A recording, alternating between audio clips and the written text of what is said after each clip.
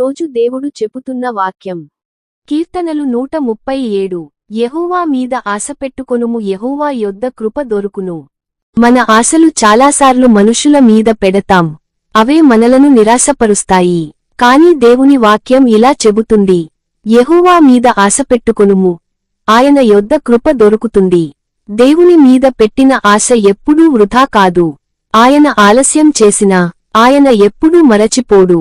నీ కోసం ఉన్న కృప, నీ కోసం ఉన్న సమాధానం ఆయన సమయానికే నీ జీవితంలో ప్రత్యక్షమవుతుంది.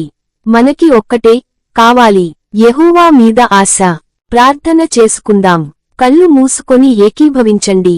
ప్రభువా, మా ఆశలన్నీ నీవే. నీ కృపతో మా జీవితాన్ని నింపుము. మా హృదయానికి ధైర్యం, మా రోజులకు శాంతి ఇవ్వు. ఆమెన్.